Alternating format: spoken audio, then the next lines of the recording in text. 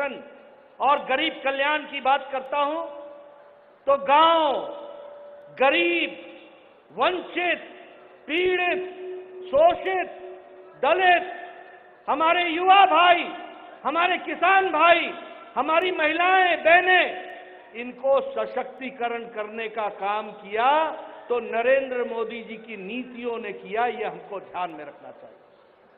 जब हम बात करते हैं प्रधानमंत्री गरीब कल्याण अन्न योजना की, तो 80 करोड़ की जनता को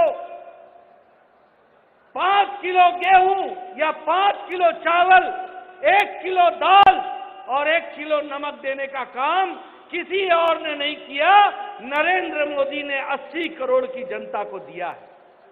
और जब मैं 80 करोड़ की जनता बोलता हूं तो इसका मतलब यह हुआ कि सारी यूरोप की जनसंख्या से कहीं ज्यादा हमारे गरीब लोगों को मोदी जी 5 किलो गेहूं या 5 किलो चावल दे रहे हैं। और आपको जानकर खुशी होगी कि भारत की गरीबी 22% से घट करके 10% से कम हो गई है। From 22% it has been reduced to 10%, less than 10%। और अति गरीबी, एक्सट्रीम पॉवर्टी 1% से भी कम हो गई है। ये भारत की बदलती तस्वीर हमको देखने को मिलती है। प्रधानमंत्री आवास योजना, 4 करोड़ घर बने, 4 करोड़, और 4 करोड़ का मतलब होता है कि जिसमें 15 करोड़ लोगों को शेल्टर मिला, और 15 करोड़ लोगों को अगर राहत मिली है तो यह ऑस्ट्रेलिया की पॉपुलेशन का 6 गुना है, 6 टाइम्स ऑफ ऑस्ट्रेलियन पॉपुलेशन। लेकिन मुझे दुख होता है कि इसमें भी प्रधानमंत्री आवास योजना में केसीआर जी का घपला हुआ है, घोटाला हुआ है। बोलिए, घोटाला हुआ कि नहीं हुआ? हुआ कि नहीं हुआ? घोटाले वाले लोगों को जेल में जाना है कि नहीं? जाना है कि नहीं? उनको भेजना है तो कमल खिलाना होगा। यह भी आपको याद रखना होगा, यह भी आपको समझना होगा। मित्रों, प्रधानमंत्री स्वच्छता अभियान, इज्जत घर, टॉयलेट्स, क्या संख्या थी? 11 करोड़, और 11 करोड़ में 31 लाख टॉयलेट्स हमारे तेलंगाना में बने, 31 लाख। और 31 लाख का मतलब है कि आज मोदी जी ने भारत को 100% ODF कर दिया, ओपन डेफिकेशन फ्री कर दिया। अब कोई बाहर खेत में नहीं जाता है, सबको, यानी 11 करोड़ महिलाओं को और आपके यहां 31 लाख महिलाओं को इज्जत से जीने का अधिकार दिया, तो नरेंद्र मोदी जी ने दिया। यह भी हमको ध्यान में रखना चाहिए।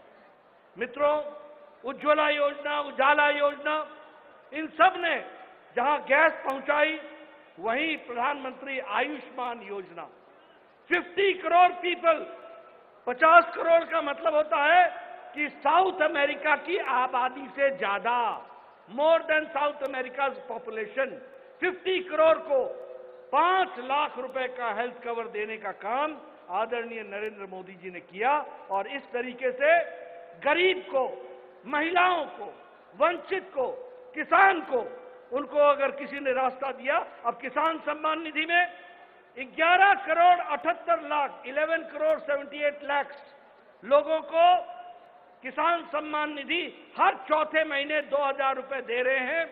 और उसमें भी हमारे 38 लाख 50 हजार तेलंगाना के किसान हैं। 38,50,000 आर तेलंगाना किसान जिनको प्रधानमंत्री किसान सम्मान निधि मिल रही है। इसलिए मित्रों, गांव, गरीब, वंचित, पीड़ित, शोषित, दलित, इनको ताकत देने का काम किया है तो नरेंद्र मोदी जी ने किया। ये हमको ध्यान रखना चाहिए। మిత్రులారా, నరేంద్ర మోడీ ప్రభుత్వము ఇది పూర్తిగా కేవలం పేదలకు అంకితమైన ప్రభుత్వం. బడుగు బలహీన వర్గాలు, దళితులు, మహిళలు, రైతులు, యువకుల కోసం పాటుపడేటువంటి ప్రభుత్వము. ఒక అంకిత భావంతో పేదరిక నిర్మూలన కోసం, వాళ్ళ యొక్క జీవితాల్లో వెలుగు నింపడానికి అహోరాత్రులు కష్టపడుతున్నటువంటి మహానుభావుడు ఇది నరేంద్ర మోదీ గారు. దాదాపు ఇవాళ దేశవ్యాప్తంగా 80 కోట్ల మందికి ఏ పేదవాడు కూడా కడుపు ఆకలితో పస్తులు ఉండకూడదని చెప్పి 2 పూటల తిండి పెట్టాలని చెప్పి 5 కిలోల బియ్యాన్ని ఇవాళ పంపిణీ చేస్తున్నటువంటి ఈ పథకము ప్రపంచంలో ఎక్కడ లేదు. అది మన భారతదేశంలోనే మోదీ గారి నాయకత్వంలోనే ఈ ఉన్నదంటే దాదాపు 80 కోట్ల అంటే యూరోప్ దేశం కంటే ఎక్కువ జనాభా ఉన్నటువంటి వాళ్లకు ఇవాళ ఈ యొక్క ఉచిత బియ్యం పథకాన్ని పంపిణీ చేస్తున్నారు. అదే రకంగా ఈ దేశంలో మోదీ గారు ప్రధానమంత్రి కాకముందు పేదరికము 22% ఉంటే మోదీ గారి యొక్క ముందు చూపుతో పేదలకు వారు చేసేటువంటి అనేక పథకాల ద్వారా ఇవాళ పేదరికాన్ని 10% వరకు ఇవాళ తగ్గించడం జరిగింది. అత్యంత పేదరికం ఏదైతే ఈ దేశంలో దాదాపు 1% కుదించబడ్డదంటే మోదీ గారు పేదల పట్ల అంకిత భావంతో అనేకమైనటువంటి పథకాలు ప్రవేశపెట్టి ఏ రకంగా ఆదుకుంటున్నాడో ఇవాళ మనం చూస్తున్నాం. పేదవాడికి సొంతింటి కల సాకారం చేయడానికి నరేంద్ర మోడీ ఈ 9 సంవత్సరాల్లో 4 కోట్ల మందికి పక్కా ఇల్లు కట్టిస్తే తెలంగాణ రాష్ట్రానికి 2,50,000 ఇల్లు మంజూరు చేస్తే ఈ కేసీఆర్ గారు డబుల్ బెడ్రూమ్ పేరు మీద పేదలను వంచి మోసం చేసి ఏ రకంగా అవినీతికి పాల్పడుతున్నారో ఇవాళ మీరు చూస్తా ఉన్నారు. తెలంగాణలో ఇవాళ ప్రధానమంత్రి ఆవాస్ యోజన అంటే దాదాపు 4 కోట్ల మంది అంటే 6 ఇంతలు ఆస్ట్రేలియా దేశానికంటే మరి 6 ఇంతలు ఎక్కువ ఇల్లు కట్టించిన మహానుభావుడు. ఒక దేశానికి మించి 6 దేశాలు నిర్మించిన స్థాయికి ఇవాళ పేదలకు ఇల్లు కట్టించాడు. అదే రకంగా ఇవాళ ముఖ్యంగా మరి పేదరికం నిర్మూలన కోసం పాటుపడుతున్నటువంటి ఈ యొక్క మోదీ ప్రభుత్వం పట్ల తెలంగాణ ప్రజలు కూడా గమనిస్తున్నారు. ఖచ్చితంగా అంధకారంలో నెట్టినటువంటి ఈ తెలంగాణలో కమలం వికసిస్తే గానీ పేదల బతుకులు బాగుపడవని చెప్పి వాళ్ళ మోదీ గారు భావిస్తున్నారు. ముఖ్యంగా మహిళల యొక్క ఆత్మగౌరవంతో కూడినటువంటి ఈ యొక్క టాయిలెట్లు, బాత్రూంలు ఈ రకంగా మోదీ గారు మొదటగా ఈ యొక్క దేశంలో మహిళల యొక్క వారికి టాయిలెట్ నిర్మాణం మొదలు పెడితే 11 కోట్ల మందికి ఈ 9 సంవత్సరాల్లో ప్రతి పల్లెకు ప్రతి ఇంటికి పేదవాడికి మహిళలివి టాయిలెట్లు మరుగుదొడ్లు కాదు ఆత్మ గౌరవ నిలయాలుగా ఇజ్జత్ గర్లుగా భావిస్తా ఉన్నారు. 11 కోట్లు దేశంలో నిర్మిస్తే 21 లక్షల టాయిలెట్లు తెలంగాణలో నిర్మించి 100% తెలంగాణలో ఏ పల్లెలో ఏ వాడలో మరుగుదొడ్లు లేకుండా ఇవాళ మహిళలకు ఆపద్బాంధుగా నరేంద్ర మోడీ గారు ఉజ్వల గ్యాస్ వంటింట్లో మహిళలు పడుతున్న పేదవాళ్ళు కష్టాలు చూశాడు. నరేంద్ర మోడీ తల్లి వంటింట్లో పడ్డ కష్టాలు చూసి ఏ తల్లి చెల్లి కళ్ళలో నీళ్లు రాకూడదని చెప్పి ఉజ్వల గ్యాస్ ప్రవేశపెడితే ఇవాళ దాదాపు 9 కోట్లపై చిలుకు మొత్తం దేశవ్యాప్తంగా ఉజ్వల గ్యాస్ కింద ఆయుష్మాన్ ఇవాళ ఏదైతే పథకం ఉందో వైద్యం 5 లక్షల ప్రతి కుటుంబానికి ఉచితంగా వైద్యాన్ని ప్రవేశపెడితే ఇవాళ ప్రపంచంలో అంత పెద్ద ఆరోగ్య పథకం బీమా పథకం ఎక్కడ లేదు. దాదాపు 50 కోట్ల మందికి అంటే సౌత్ అమెరికాకు మించి ఇవాళ అటువంటి ఆరోగ్య వైద్య పథకాన్ని మోదీ గారు ఇచ్చారంటే పేదల పట్ల వారికి ఉన్నటువంటి అంకిత భావం. రైతులకు పెట్టుబడి సాయం కింద కిసాన్ సమ్మాన్ నిధి కింద సంవత్సరానికి 6,000 2,000 రూపాయలు విడతలుగా ఆ రకంగా ఇస్తా ఉంటే నేరుగా ఇవాళ ఈ రైతుల ఖాతాలో చేరుతుంది. దళారీ వ్యవస్థ లేదు, రూపాయి కోత లేకుండా అవినీతికి తావు లేకుండా మోదీ గారు ఏ రకంగా 11,78 లక్షల మందికి దేశవ్యాప్తంగా ఇస్తా ఉంటే తెలంగాణలో 48 లక్షల రైతులకు నేరుగా వాళ్ళ బ్యాంకు ఖాతాలో చేరుతుంది. ఇది మోదీ గారి ప్రభుత్వం. పారదర్శకతో అవినీతి రహితంతో పనిచేసే ప్రభుత్వం అది మోదీ గారి ప్రభుత్వం. ఇది मित्रों, जब मैं प्रधानमंत्री मोदी जी की बात कर रहा हूं तो आप ये भी ध्यान रखिए कि आज कोरोना के बाद और यूक्रेन की लड़ाई के बाद दुनिया में आर्थिक मंदी आई, लेकिन अकेला भारत मोदी जी के नेतृत्व में आर्थिक रूप से ब्राइट स्पॉट की तरह चमक रहा है और आगे बढ़ रहा है. इसको हमको समझना चाहिए. अभी मॉर्गन स्टैनली की रिपोर्ट ने ये कहा कि इंडिया की इकोनॉमी, भारत की अर्थव्यवस्था बहुत मजबूती पर खड़ी है, इन्फ्लेशन पर काबू है, खाद्य सामग्री की महंगाइयों पर काबू है और इसके साथ साथ विकास दर में 8.2% के रूप में आगे बढ़ रहा है. आज भारत 10वीं नंबर की अर्थव्यवस्था से छलांग लगा करके 5वीं नंबर की अर्थव्यवस्था बन गई है। 84.8 billion dollars US dollars foreign direct benefit के तर्ज पर यहां पर खर्च हो रहे हैं एक साल के अंदर। आज हमारा इलेक्ट्रॉनिक में मैन्युफैक्चरिंग 500% बढ़ गई, 500 टाइम्स बढ़ चुकी है।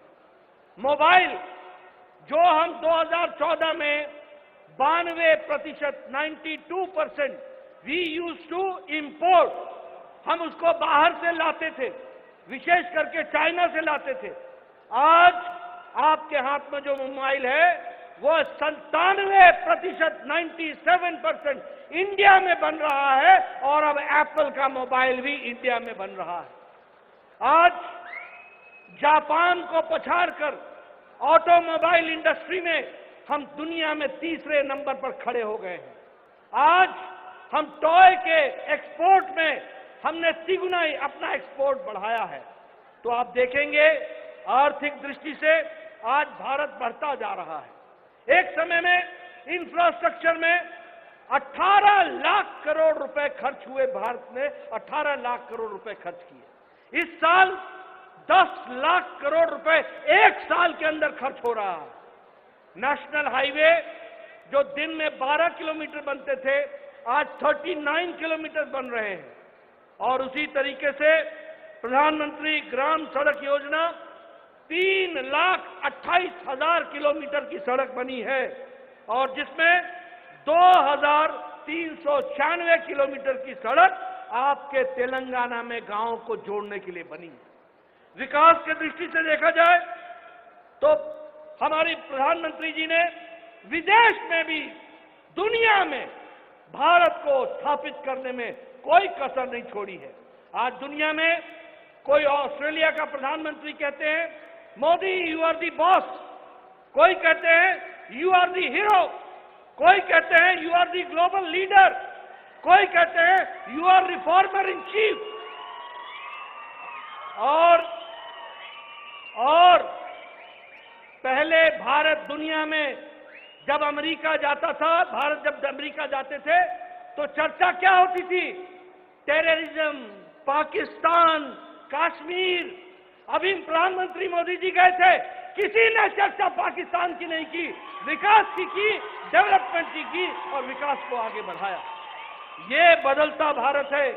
लेकिन जब हम कहते हैं कि Modi you are the boss, Modi you are the hero, Modi you are the global leader, Modi you are the reformer in chief, तो हमारे कांग्रेस भाइयों के पेट में मरोड़ होता है, मरोड़ मरोड़। क्या शब्द इस्तेमाल करते हैं? मोदी तुम नीच हो, मोदी तुम सांप हो, मोदी तुम बिच्छू हो, मोदी तुम अनपढ़ हो, मोदी तुम चाय वाला हो। लेकिन भारत की 140 करोड़ की जनता मोदी के साथ खड़ी हो जाती है और उनको जवाब देती है। ये हमको देखना चाहिए।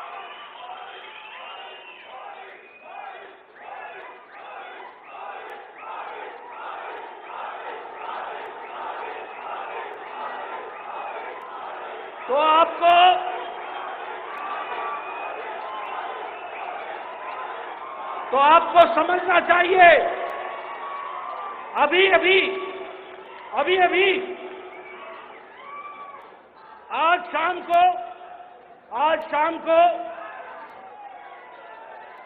शाम को प्रधानमंत्री मोदी जी अमेरिका की यात्रा और इजिप्ट की यात्रा से लौटेंगे। आज ही उनको इजिप्ट का सर्वोच्च सम्मान के साथ उनका स्वागत हुआ है इजिप्ट में, और वह भारत के पहले प्रधानमंत्री हैं जिनको इतने सारे देशों ने सम्मान दिया है। ये आज आकर के स्थिति खड़ी है।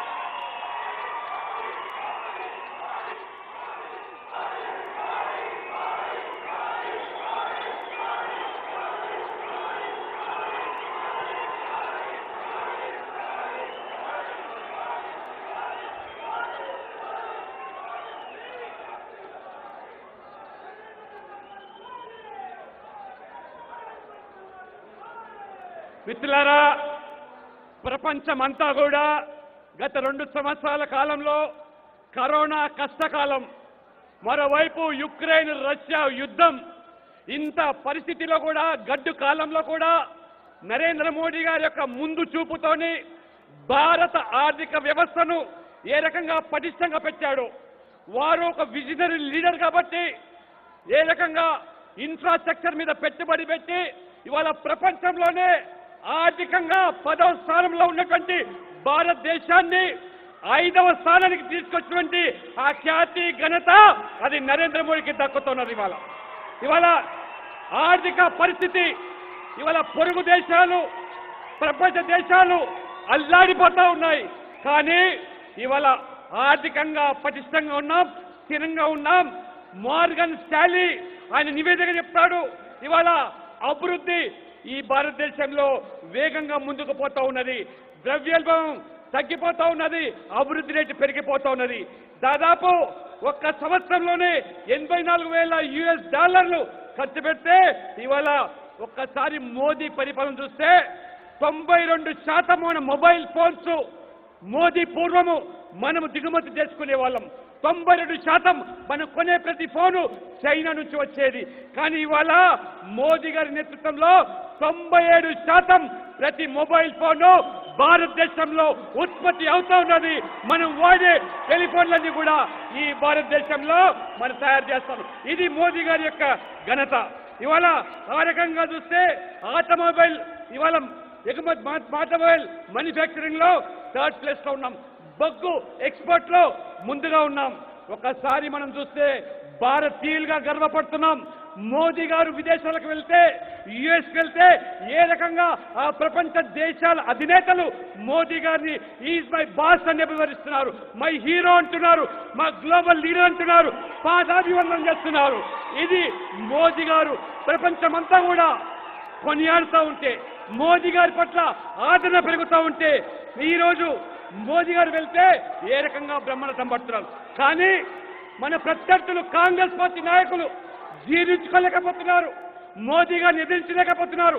మోదీ గారి అభివృద్ధి, పేదల సంక్షేమం పట్ల వాళ్ళు విమర్శలు చేయలేకపోతున్నారు. వారు విమర్శలు చేస్తుంది ఏమిటంటే మోదీ గారిని ఏ రకంగా ఆయన కులం పేరు మీద ఆ రకంగా నీచ్ అంటూ ఉన్నారు, దొంగ అంటున్నారు, ఛాయ్ వాళ్ళు అంటున్నాడు. ఈ పేదవాడు దేశానికి ప్రధానమంత్రి ఎట్లయితాడు, ఛాయ్ అమ్ముకునేవారని చెప్పి ఈ రకంగా అక్కసుతో రాహుల్ గాంధీ వీరందరూ కూడా వారు మాట్లాడుతున్నారు. మోదీ గారు ఏ రకంగా విషయాన్ని మింగినట్టుగా ఈ విమర్శలు మింగుతూ ఈ దేశ ప్రజల ప్రయోజనాల కోసం ఎంతటి దానికైనా సిద్ధం, కానీ నేను రాజీ పడను, ఈ దేశాన్ని ముందుకు తీసుకుపోతానని చెప్పి వారు చెప్తున్నాం. మరి మోదీ గారు మొన్న అమెరికా, ఈజిప్ట్ పర్యటించి ఇవాళ సాయంత్రం భారతదేశానికి వస్తా ఉన్నాడు. ఒక్కసారి ఈజిప్టులో కొన్ని దశాబ్దాల తర్వాత మొదటి ప్రధానమంత్రి నరేంద్ర మోదీ గారు ఈజిప్ట్కి వెళ్తే